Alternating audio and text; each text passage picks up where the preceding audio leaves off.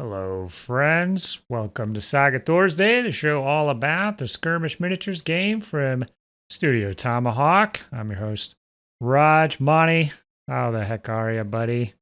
I'm doing super, Rodge. How about Oh, yourself? I'm good. I'm good. Thrown off a little bit here by the holiday weekend, but we're doing it. Some Right? day drinking always throws a man off on his usual Monday. So Yep. yeah, we are going to kick this one old school. We're gonna do some comments. We're gonna talk about paint, a game we played, and then you're gonna hit us with a tabletop simulator refresher. Is that right there, buddy? Yep. Okay, yeah. I haven't been on for a while, but I hear you're out there, getting your games in, right? Oh yeah. Big time. Awesome. Glad to hear. Well, we have some tournament stuff here. Let's kick off. We've got ALLFATHER'S Day, Monty. Last time I'll be announcing it. It'll be a post tournament announcement. June Yep. 18th. There's still time in the Midwest here if you're seeing this to come and check out our Age of Magic event. It's looking pretty good so far. Should be It's bigger gonna than Thimble Winner. So that was nice. 12. This will be at least 14. And then there's a pretty big contingent I'm waiting to hear from. So we could end up Awesome. pretty close to 20, which would Oh, be very cool. All the plans revolve around 20. So yeah, that's going to be cool. that is perfection. Yeah, speaking of tournaments here, on the forum here, JP, Herkus, Monte was kind enough to summarize all the grand melees out Oh there. wow. So I was Okay. always kind of looking at this, trying to figure out when the heck these all were. But so you can, I've got the graphic up here. But the French Grand Melee, November 5th and 6th, July 23rd, 24th, Scandinavian Grand Melee. So that one's brand new with Yep. Hamza and Frederick getting that going. September 17th, 18th, German Grand Melee. Sometime in October is the Polish Grand Melee. And then the UK Grand Melee is the 12th and the 13th of November. So, yeah, if you like Saga, Europe's the place to be. We got to move here, Monty. Exactly. A lot of tournaments to attend. Yeah, and I know there is a Portuguese Grand Melee. I've Wow. heard about that. I don't know if it's happening this year. I know there's a Spanish Grand Melee. And in the past, I've seen a Ukraine Grand Melee, but unfortunately, that one's probably not going to be happening this year. Sad to say. Yeah, so I'm going to post this below in the video description. I'm just going to keep these up here just for my own information and probably when I can reach out to people. But that's cool. Yeah, I guess it's been a couple of years, right? It really has. It's really like I missed the post. Maybe it was a recent one. I had seen the announcements kind of trickle in the Discord server, and it was like you said, it was the big one, the UK Grand Melee, then I think German, then the French, and then like pictures of where the Grand Melees are going to be at. The German one's going to be in a looks like a great hall with a Yeah. whole. I heard Yeah. there's a whole Renaissance festival going on outside, so just amazing. Like Saga's coming back with a vengeance after a kind of deep freeze and big events and Yeah, it really tournaments. is cool to see all these events. And if anybody wants to add to this list, definitely let me know. Shoot me an email or message me in whatever program software we're on here. But moving on, we're going to do some comments here, Monty. Yep. And so last episode was kind of best practices, saga etiquette, if you'll recall. Right. And Right. Vorthrax commented, here's a good best practice for Saga I've been employing for a while. Once you've triggered an ability for which the effect lasts beyond the trigger, place a Okay. token of some kind on the ability to remind Yep. yourself and your opponent the ability is live. And it'll also prevent you accidentally using that ability twice on the I same love it. turn. So, yeah, as soon as I saw that, I was kicking myself for not bringing it up as one of our points, but I definitely do that. Monty, do you? I do. And In fact, some of my buddies have been heard to say as they walk past my table, "You and your tokens." I love tokens. You can never have enough. And I really like, sometimes I take the time to like paint up themey tokens.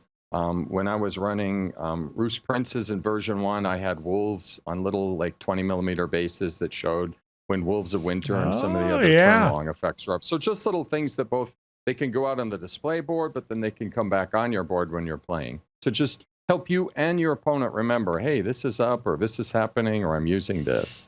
Yeah, exactly. And I will actually use, there's a couple different ways you can use tokens on the board.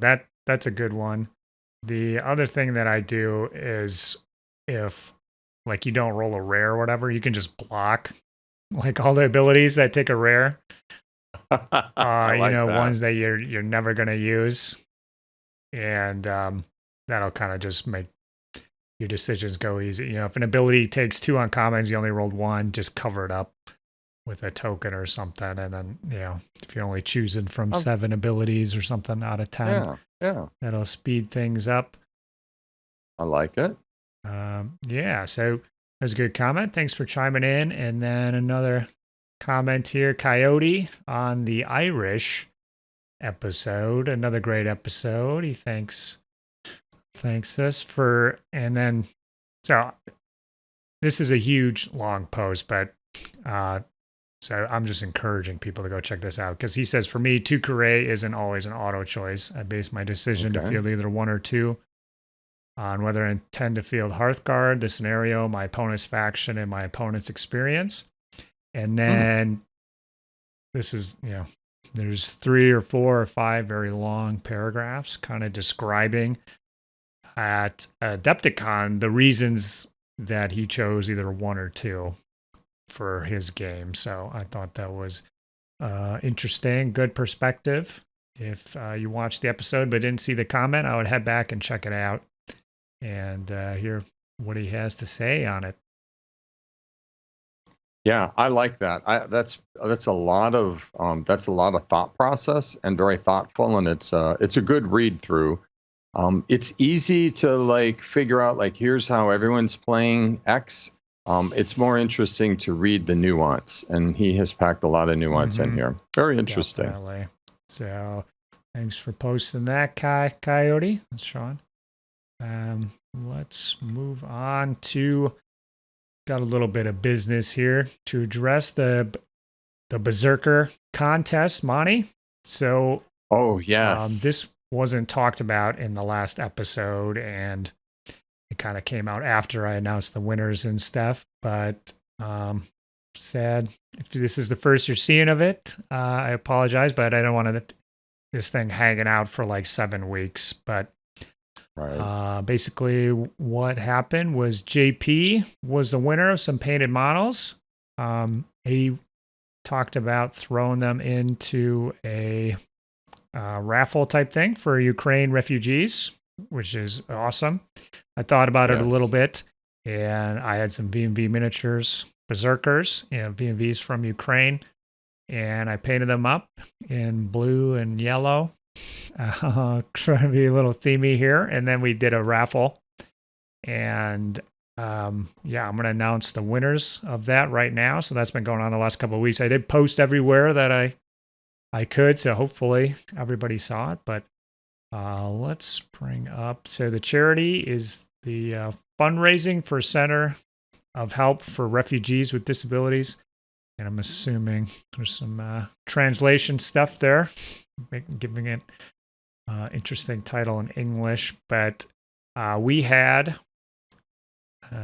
is this coming up on the thing here? Yeah, I think so. So the grand total is $518 and 56 cents. So Monty, personal thanks to you. You threw in $50 and you didn't even want a chance at winning the Zerkers. I don't know. I guess my painting doesn't impress you. I gotta take it up a notch. That's not it at all. So you're on the little chart here. You're not reflected with an entry. So the way it worked is $5 a pop gets you an entry.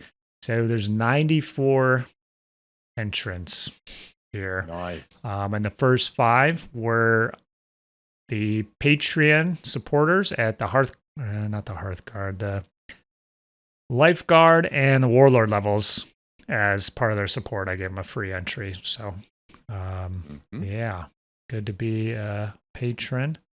And so I'm going to head over to random.org. I got the Excel's up. You can see the numbers, hopefully. I'm going to pop to random.org. And I got the generator here. 51. And that is Christopher. So I'm going to email you, Christopher. He actually, he also put in $50. So there was a couple guys who put in big money. So more chances. 47 to 56 with Christopher. So congrats. I'm going to have to look them up in the email.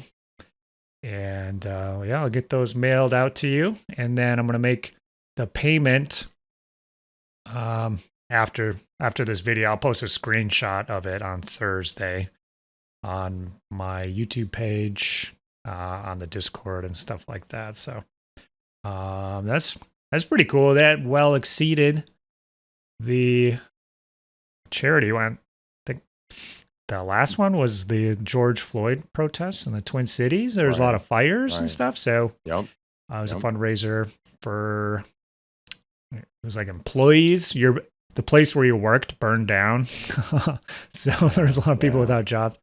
So I went to those employees. I think that one was $250 or so we got for that one. So this one's more than double. Nice. So yeah, well done. Yeah, that's really cool to see. And yeah, thanks everybody for participating.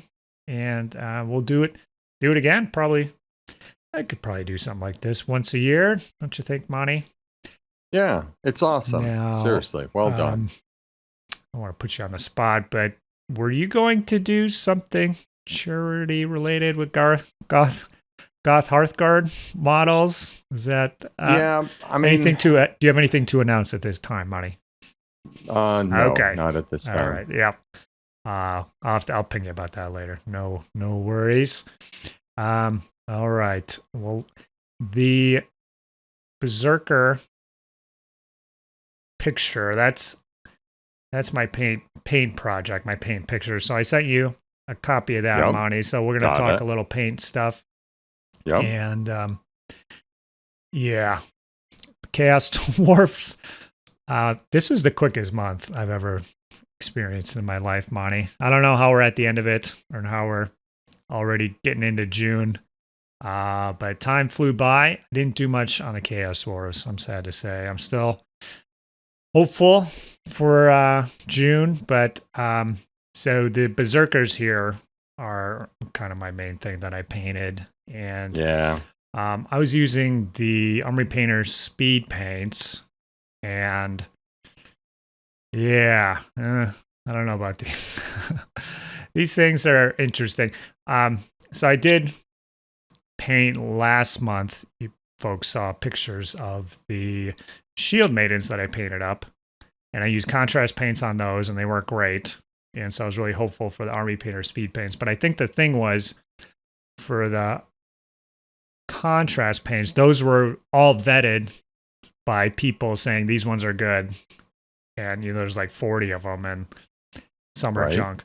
So I got to go through that process on the Army Painter speed paints and figure out which ones are good. So I should have done that before painting these guys, but I did it afterwards, and that's kind of one reason the Chaos Dwarves are kind of waiting here. I got to figure out which one of these paints are up to snuff and how much you got to dilute them or not. They're very goopy. Have you picked up any of these? I've never tried them, so I'm basically looking over your shoulder at this point, Rodge. Okay, yeah, they just came out a couple months ago. There's a lot of YouTube buzz about them. I mean, they're like a third, or somewhere around a third of the cost of the GW ones. So I think folks are interested in them for that. But they're very goopy, and figuring out the right dilution with the medium. Each one responds differently. So the only one that doesn't need any dilution, I would say, is the flesh color. But the rest of them, I think you do need some dilution and some, at least 1-for-1 with the medium. I think Okay. maybe like a third of them.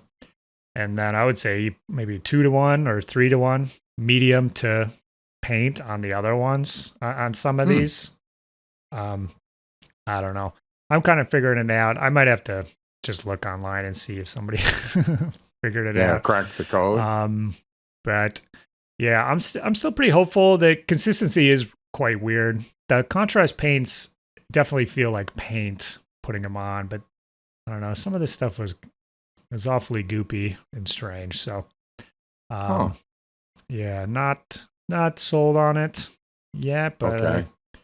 We'll see if in the next month or two I can come up with something.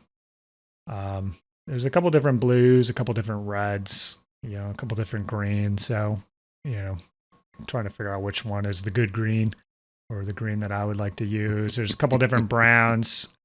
I'm going to paint some horses. I got another little side project going for a video, but what's the right brown for a horse? So I'm really just kind of experimenting with these things right now. Yeah. Monty, what have you been up to here? We're looking at, what are we looking at here? It's an army pick. These are some Hearthguard. Right. But a small piece of the army. So my picks are officially done. I went kind of big. I did the first drop and I was pretty happy with it. And then I thought about it. I'm like, dude, with a little more work, bring in, basically the last run was warrior in a chariot, because why not? Bring in 12 archers and bring in 8 Hearthguard on horses. Mm-hmm. And it gave me like some nice versatility, both to run them as Scots or Welsh, or just give me versatility. So like my Hearthguard can be on foot. If the mission calls for it, maybe they get on their ponies. If I want to just have a fun game day and I'm not looking for the optimal build, I put my warlord in the chariot and he gets killed right away. So I got that done. And kind of to your theme a little bit, Rodge, when you're looking at those horses, gosh, I don't know. I don't have the picture up right now, and I hate to touch anything, so I'm just not going to do it. I will say that a little bit like your experience, when I first broke out the contrast paints, and I admit, this is on me. I didn't watch a lot of YouTube. I just started using them. And of course, you just put it down. You're like, yeah, I just me. I didn't love like the result by itself. So then I needed to like figure out plan B. And I watched someone who was pretty freaking incredible, who like used it kind of as a base coat and then works up and does all the little detail work. And as I've so these Hearthguard are like my first, like where I'm trying to really leverage the building up with smaller brush strokes and detail. And I took the lessons learned there, and I'm working on some World War II cavalry. And I like today, as I did it, I'm like, I feel like I'm hitting the groove with like contrast as the base, quickly cover stuff, give me nice shadows, and then just go after it with my highlight colors, and then little tiny pops, kind of here and there for highlights. And when I was done, I'm like, for speed painting, I'm really happy. So. Yeah.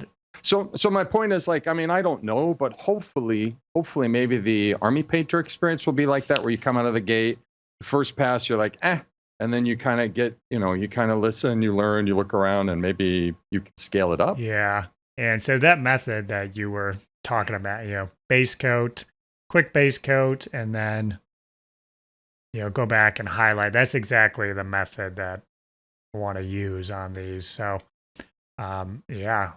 the kind of results you got here, they look great, man. I would love to have some models looking like this. So the picks are done, baby. Are these on the? They are done. On the market, Monty? Oh God, no. These have. I mean, I got to keep something to play, right? I'm actually getting a little nervous. Someone hit me up and they wanted something. They go, "What else have you got?" And I'm like, I started sweating. I'm like, God, I got to kind of be careful. I mean, if I prune the whole herd, what the hell? Yeah. Okay. All I'll have is Tabletop Simulator. All right, hands off, people. Monty's keeping these ones for a bit. Yeah, I am. I'm going to keep the picks. It's a very good paint 1, play 3, and I got like lots of options, and they're different than what I normally do. They're definitely, I didn't cheat my overly bright colors, little, blend towards fantasy for the tabletop pop. But I think, like, as I look at it on the tabletop, the kind of like the fall leaves and the oranges and the gray, and the overall effect is it works. It's, it was speedy, but it was also, it's a decent tabletop effect, which is what I was looking for. Yeah, man. They lovely stuff. Loving the yellow too. Yeah, a lot of yellow in there. Looks good, man. All right. Well, talked a little bit of paint. Let's get into some games here. I've actually been playing quite a bit of Magic, so I didn't really get any games in last time, but still working on the army. So folks at home are seeing a silver horde on the field here. So I've been playing Masters of the Underworth. I got 2 games in recently, both. I don't know, Monty. I play tested the scenarios for the event. Very happy with the scenarios we're playing. Nice. Not so happy with the Under Earth here. I think I've shared what I thought. Yeah, I'm. But you could do it. You could do it, Rodge. Yeah, I'm feeling good. The first one, I don't know. I'm using the creatures as the hammer, a strike force, and with the spells and some of the abilities, I want them to come in, hammer, and then get the heck out of there. And the Under Earth is probably the only army that could probably do that based off the saga abilities and the magic spell selection that they have in Age of Magic. Yeah, in theory it should work, Monty. I don't know. In this game, I got the creatures in, and then I did one combat, took out the sorcerer. That's how I roll, Monty. And then I tried to follow it up by smashing some fatigued levy.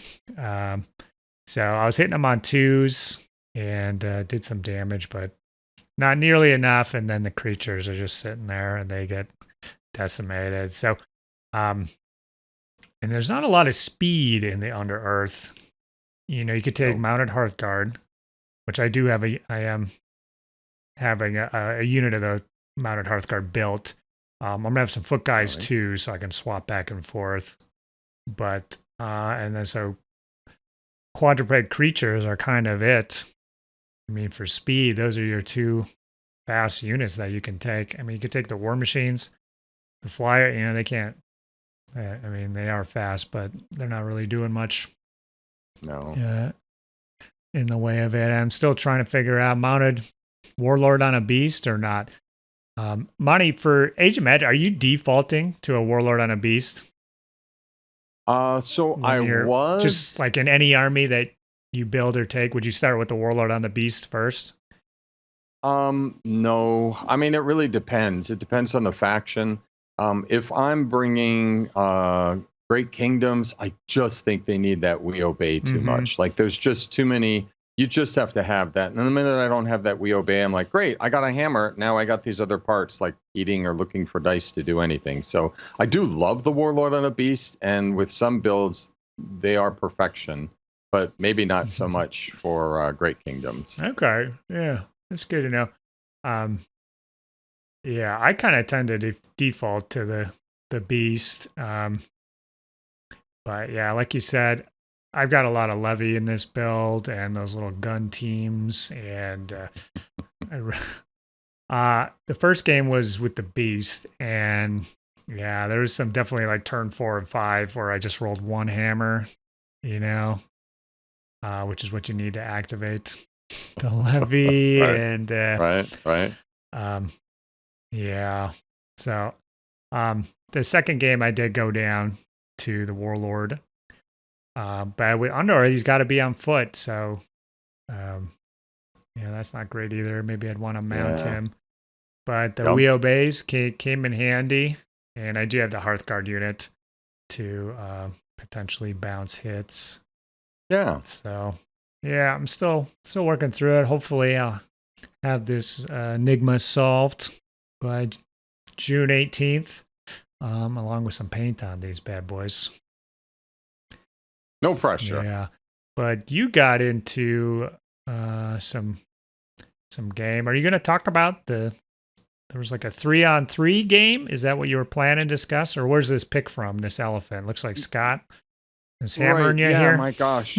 I've had a series of good games, and I was kind of pressed to like pick which game I would share back.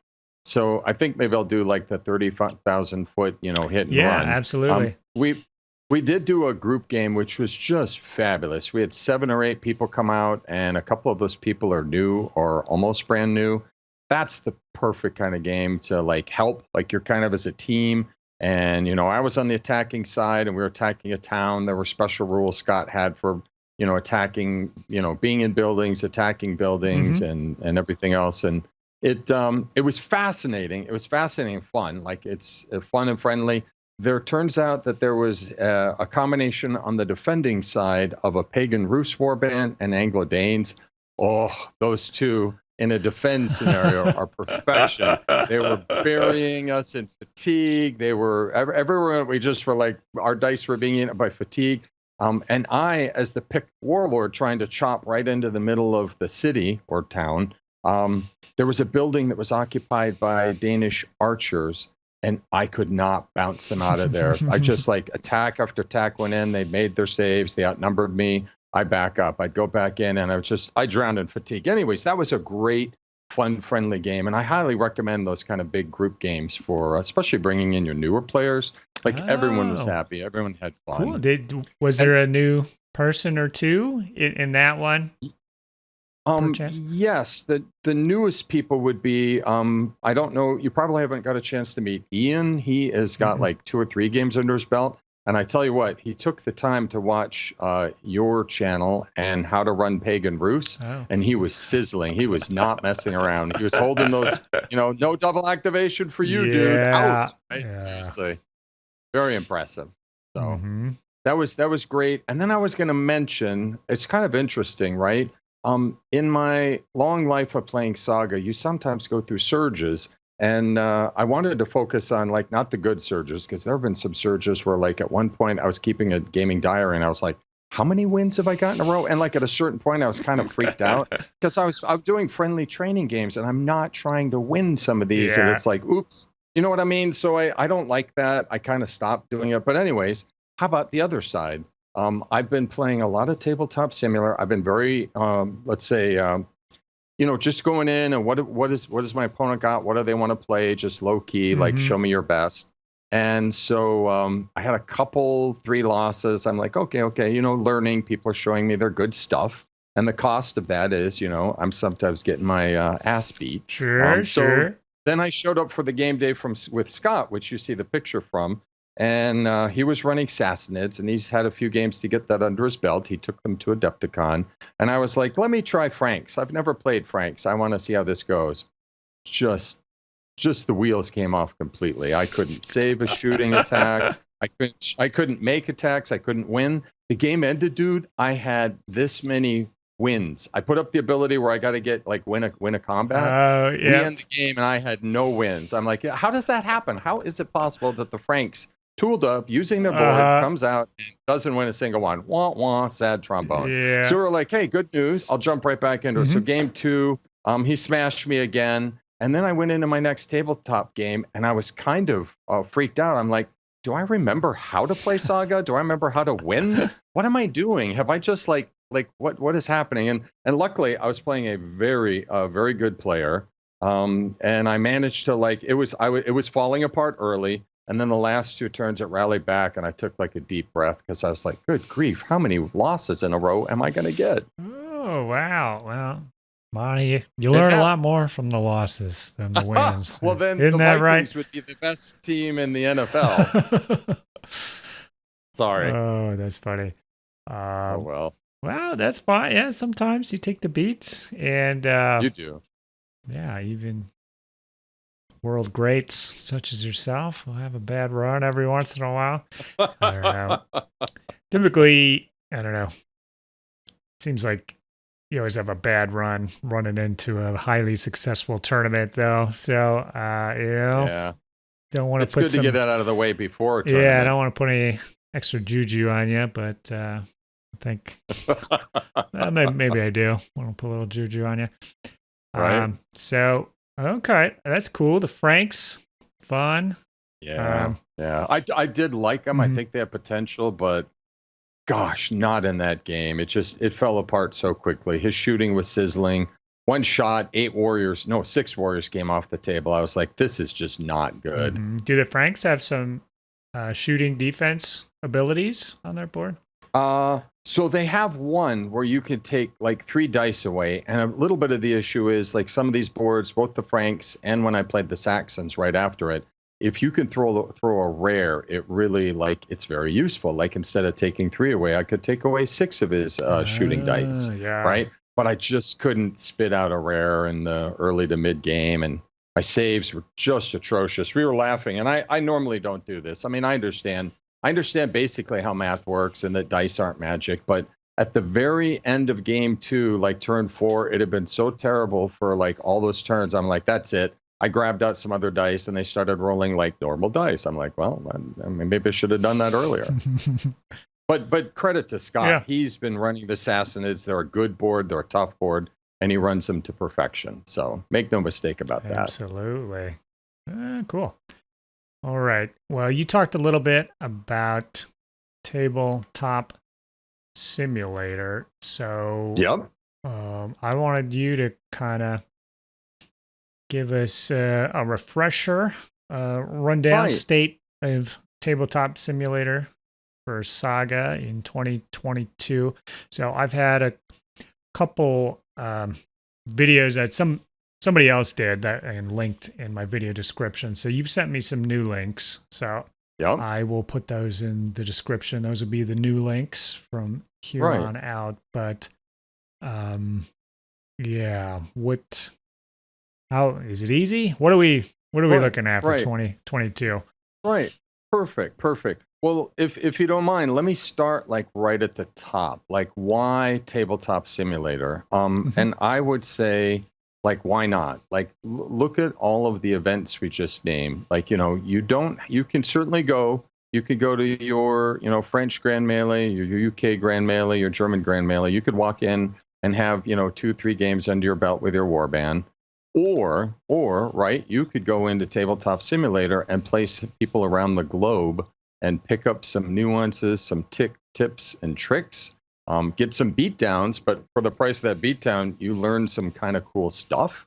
And I would also throw, like, that's a big picture one, but a bigger picture option, like why Tabletop Simulator, is simply, like, I have made the mistake in the past, Rodge, of painting warbands because I have a notion, and then I play the board, and then I play it a number of times, and then I think, my God, what have I done? This is not a warband for me. I've already painted them. I don't really like the style. I mean, I just like, there's just something, I'm like, they're not my favorite, and they go on the market. How about this? How about like play boards before you paint them? Try them out. Have an idea of your builds. Get feedback from your opponent, even on builds, and then go paint them after you're like, yeah, this is a board I like. This is a style of play I really like. So that's like another selling point. And then the very last one I would say is just, it's so easy to do. Like once you get your sea legs under you, so to speak, once you figure out like, how to move around in the environment, how to play, it is so easy to just arrange a game through the Saga Thursday Discord server. There is a Tabletop Simulator thread. Go in there, post up that you're looking for an opponent, and you will hear back. The hardest part probably is just figuring out the time zone differences. Yeah. Because I have mostly been playing people in UK and Germany to date. One person in Chicago, that was pretty easy. But otherwise, like figure out the time zones, set up a common time, and get in there and play. And it's just fun. Like, I mean, that's the point, right? Is to have fun. And, my daughter will walk by, I got the door closed, and she hears me laughing in here. And, she'll tell me stories about my storytelling. So I'm like, anyways, it's just fun.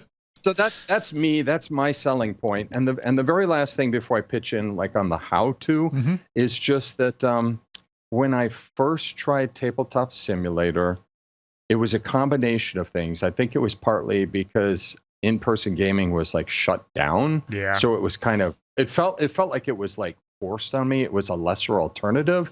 And then because I was kind of new, I was a little rusty, a little clunky. And, there's just a little bit of nuance to figure in there. So I did it and I was happy to have it, but I let it sit for like another 7 or 8 months.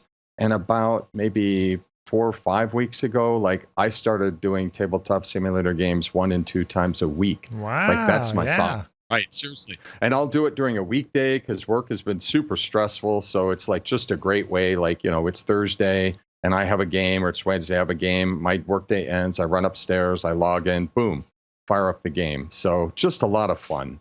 I highly recommend it. And if nothing else, like the very simplest thing is that, you certainly should drive down to the club. You should get your face-to-face games in. But when you can't, for any reason, why not sneak this in? Why not sneak in a game and play someone from really anywhere around the globe and have a little bit of fun? Absolutely. Well, yeah. I was kind of in the same boat as you. Kind of felt it was forced upon us. Folks from 2021 will remember the big Monty and Rodge campaign. So the last one we played was probably June 2021. So I think probably about a year ago is the last time that I've done it. So you got hooked on it. What was the prompting to start again? Did somebody reach out to you, or how did the seed get planted to start doing it again? Right. Excellent question. So one of my regular Saga opponents, like my major, like any week, almost any time, we could fire up a game, and his schedule is very flexible, so we could do right after work, we could do Sundays. He's kind of he's got other things that he's doing, and so Saga's kind of fallen off the plate. So like my Saga reps were getting less and less. And, we're working on like rebuilding the Saga community in the Twin Cities. But in the meantime, one day I was like, why don't I fire this up? And the first person that I played was just so much fun. We're like, we should do this again. Let's have a rematch. And then we finished that. We're like, we should have a rematch. And then I started playing another player. He's very flexible. It's kind of shocking how late into the night. I mean, I'm no judgment here, but I mean, it's like, I think it's 1 a.m. when our games end up, and I'm like, holy Hannah, credit to him for being a night owl. Yeah. But they're just like, lots of laughter, lots of, joking and serious, crisp, Saga play. So the more I was playing and the more I like figured out some of the like under the hood nuances. And also, Rodge, before I get into like the real basics of what you need to get this going, one nice touch, like one suggestion I have is someone between the two people agree to play is going to be the host. And as the host, I have generally taken on myself that the night before, like I usually drive into the club and back is like, 25 minutes each way. So the night before the game, I get in there and I kind of pull the armies. I get the table set. Okay. I basically have it set so when we log in, it's ready. Game time. Pick out your force, you don't have to fiddle around much. You're just ready to go. Okay. Yeah, so that's just tip. Key. Yeah. Makes it easy. It was always kind of a turn off the first few times, kind of getting the files and everything and clearing the area of all the extra pieces and stuff. Yeah. Right. Okay. Right. Cool. Yeah. Good tip. So what do we need to know as far? So Tabletop Simulator can be purchased on Steam. Bingo. That's 10, it. $20, depending if a sale's going on or not. And so that is like a sandbox type program. And you can play more than just Saga with it. You can play board games. People load up in here and other miniature games. I know there's a big Infinity community in Tabletop Simulator. I'm assuming Warhammer and 40K probably are all over that. Yes, there is. Age of Sigmar. Just keep going. So you get the game, and how do you get the file? The Saga files that you need. What do we need to do? Right. So just real quick, like just the simplest, like, so just to double check, I suppose you could play this on something smaller, but like since you're trying to work in a in a flat surface, you probably need a PC with a monitor or a laptop. Because I just think like anything smaller would be extraordinarily difficult. So, I mean, that is a good starting point. You really do want to pop this on your laptop or your PC, something you can see, right? And like you said, you need to get Steam. If you don't have Steam, it costs nothing. Pop that down. That's an online gaming platform. And then once you're into Steam, you go into Steam, you do a search, you search under Tabletop Simulator. Like you said, it's $19. Does go on sale, but it's so much fun. Like 19 bucks. I got my money back on that 100 times, right? And like you said, Tabletop Simulator isn't like just a Saga centric thing. Saga's like a niche. It has like, if you look at one of the files in their workshop, there are like 2,000 or 3,000 files for all of the miniature war games you can even imagine. Stuff under the sun I've never even heard of, right? It's got Bolt Action, it's got Saga, name all the biggies, they're in there. So anyways, you go into it's a little bit tricky. And I would also say, like, in addition to listening to this, the people who are thinking about it can also go to the Discord server for Saga Thursday, and people have posted up the step-by-steps. And I think we're going to put a link to someone who did a fabulous job of saying how to play Saga in Tabletop Simulator. So that person, like, you hear the words, but you can also see someone in the game showing you how to do these things, and he does a great job. Anyway, so you're within the Steam page. There's a little heading that says Community. You do need to click on that. Below that, you'll see an entry called Workshop. You click on that. That takes you to the workshop. When you're in the workshop area, you have to go to the little search box, and you type in the keyword Tabletop Simulator. Boom. That's every Tabletop Simulator mod and pack. And the one, like, I was testing this, it's kind of weird, right? Search bars, like where I work, ours for SharePoint are fundamentally broken. And so when I first did a search, like just for Saga, it said no hits. I'm like, you got to be kidding me. So I first did a filter for my search of miniature games. So now it knew where to look within a giant universe, and immediately it started spitting out all the files. Cool. And so you see so many files. Like, your next question is, which one is the good one? Well, here's the deal. You could, if you want, just like a shopping cart, you could just load them up, and then on your own free time, peek, look at them, figure out which tables you like, which ones you like. But I will say my personal favorites is there is an Age of Hannibal one. It's the only one that comes up in English. That's wonderful for Age of Hannibal. I think the guy's name is David. He took the French version and just translated everything. And it's, you want to play Age of Hannibal? Boom. Nice. It's all there. Someone did the trouble of doing the, all the cards, the ruses, the armies, every figure. It's spectacular. So that's an easy pick one. Someone took the Age of Viking and the Age of Crusades and kind of jammed them together, which is awfully handy because, like, if you want to play, if you want to play both, they have a single table where all that stuff is just slopped out there. Now, like you said, you need to go in there and, like, pick out what you want to play and put it in a corner and then go delete all the rest of the stuff. But it's all put together in one neat package. And then there's an Age of Magic one, which I've never tried, but I have seen and heard, like, someone's been building armies like for that, like mad, and they're very colorful looking. So it's all sitting there. And just remember, like, once you've bought Tabletop Simulator, all these Saga mods are fan work and they're free. So, like, if you grab one, you look at the file and you're like, it costs you nothing. You could just leave it, or maybe you like some of the items in it. One of, like, the deeper tricks that I have just now, like, bothered figuring out by watching the video you're going to link to is, like, it's a little tricky. Like, you find a table you love, and then you want to pull an army in, and you're like, when you're trying to get the army to the table. So there's an actual step where you have to, like, take the army you want to play, you highlight them, and then you click save as object, and then now they're under your save object file, and you can just, like, go to the table and then say import object, and the file's sitting there. So there's, like, these are the kind of, like, under the hoods thing you won't know right away, but as you ask, as you learn, as you watch the people who are, like, better at it, which is what I've been doing, then you kind of pick these up and you get your sea legs and it goes faster. Yeah. From going through it the first time, the first time you're doing it, like, what the hell is but it goes a lot quicker. I'm sure for you, you're getting in 1 or 2 of these a week for the last 4 or 5 weeks. definitely second Right. nature. And I would say people have become better, like the creators, the fan creators. Like if you want the cleanest, best, like most up to date pack with all of the features that you wished everything had, grab the Age of Hannibal one because they've done all of the nuance there. They have them neatly sorted. They're beautiful.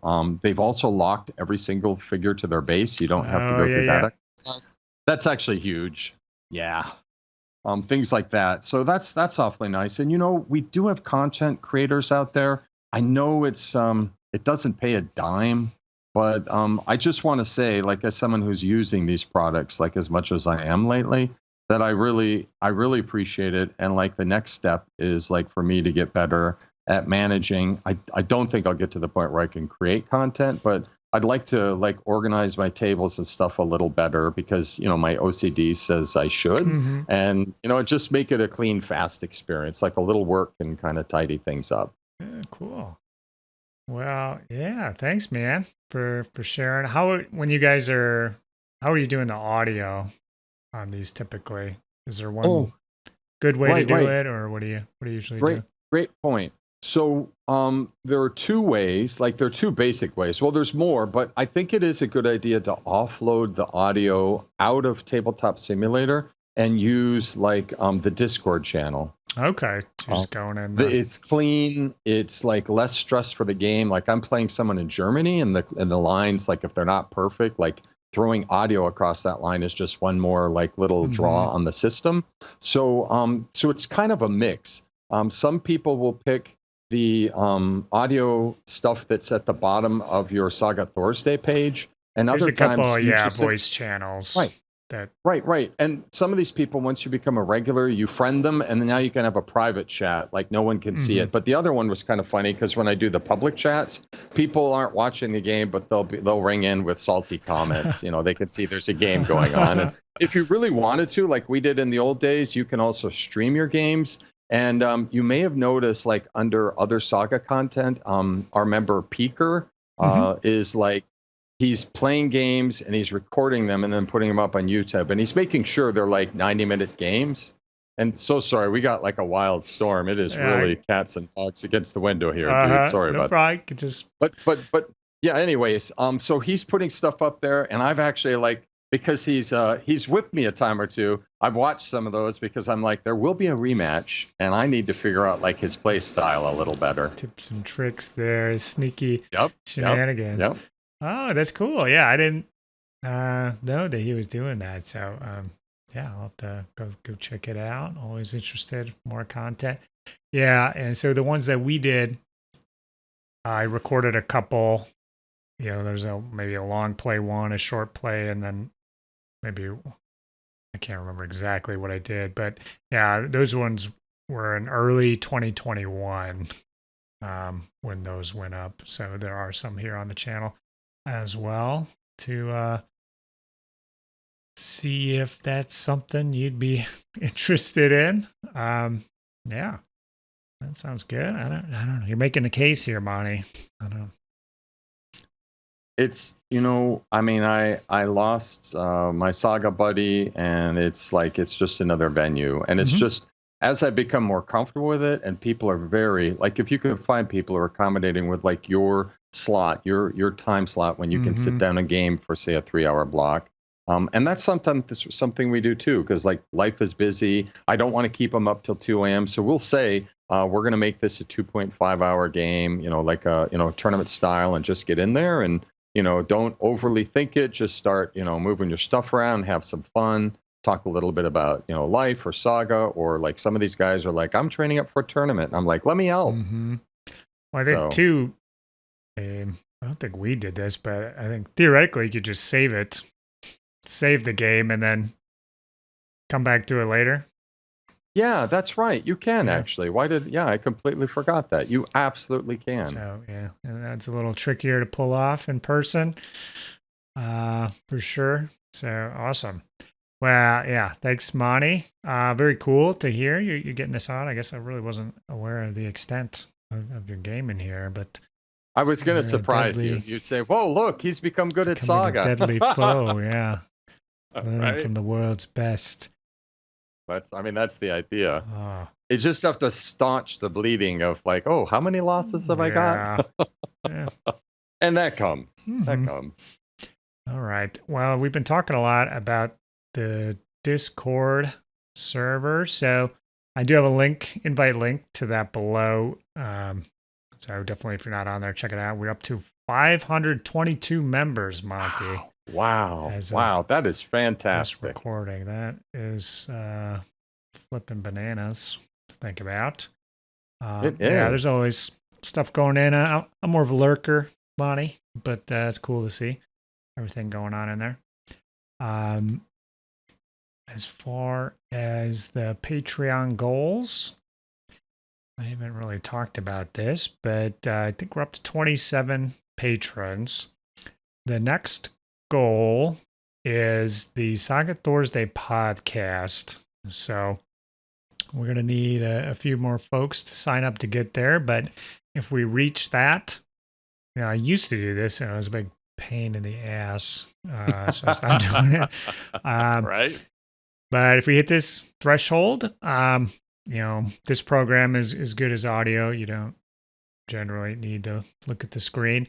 The faction reviews are also very good in audio. For a lot of people, I actually do prefer podcasts to YouTube stuff. So if you're a fan of podcasts and want to get the Saga Thursday that way, definitely consider becoming a patron and hopping on to the Heathen army. Could use a few more Hearthguards, warrior. We got a lot of Hearthguard. We need more warriors actually. A couple levy, to fill out the army ranks here, and it's definitely much appreciated. And special thanks to Terry, Patrick, Sean, Mitchell, and Kevin. Those are the lifeguards and warlord patrons, but we have a very large number of generous folks.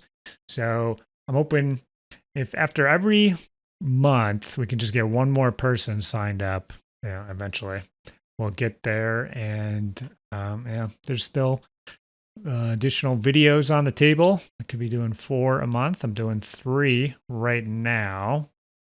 And coming up next week, we have the Yams Vikings faction review, Monty, with Andy Lyon. So got a hold of the old Sea Dog himself. So look forward to that. That is going to be June 9th when that one comes out. So that was a good one. Fun listen. That clears out the Age of Vikings book. So we're going to be moving on after that. And the week after that, so June 16th, the day before, a couple of days before AllFathers, we've got another battle report. So this is a video one, like the last couple ones, in person. Age of Magic battle report, Monty. Playing my Otherworld demons, so my painted stuff, versus my buddies Dave's Wood Elves, and so Lords of the Wild. And I think I remember him. You meet him once, I think, at a Wausau tournament. I did. I recognize. Yes, I recognize his Wood Elves. The minute I saw his giant, I was like, "Wait, I played that." Yeah, an older gentleman such as yourself, such as myself. So he'll be coming to AllFathers' Day. Hopefully, he had some sickness last time interfered. We won't get into on the air. We play the Big Talk scenario, so it's my version of the Tale of Challenges, and it's a really good game. You're gonna have to watch to the end. There's some very funny stuff going on there. I don't want to ruin it, but it's a must-watch video to see how that turns out. So really happy with how that one turned out. And thanks to Davey for doing it. But that is what we've got cooking for the Saga Thursday this month. Thanks to everybody once again. If you have any comments about what you've seen, post those below. Tabletop Simulator stuff I'll have the links to the videos that you shared with me, Monty. And if anybody knows the secret on these Army Painter speed paints, or any good links to people who have done the hard testing, feel free to share that. That would actually be much appreciated. Other than that, looking forward to Allfather's, Monty. Just a few weeks away. You're coming. Be good to see you. It'll be fantastic. Hopefully the weather's beautiful. It's a gamble. we're taking Life's it. A gamble. Looking forward to it. And I'll probably be doing a little recording there. It'll be interesting. There's no electricity, so I'm gonna be all on battery power as far as that goes. So maybe that'll put a snag on some things. But anyways, thanks again, Monty, for joining me on the monthly here and sharing your knowledge. It's much appreciated. It's recording this on Memorial Day here, so happy holidays to you, buddy. Same, back at you. It's always a pleasure, Rodge. Well, that's it for now. We'll check you later. See ya. Bye-bye. Saga! If you'd like to see more Saga content, consider joining the Heathen Army over on Patreon or popping on down to the Saga Thursday Discord server. Links below. Thanks, guys.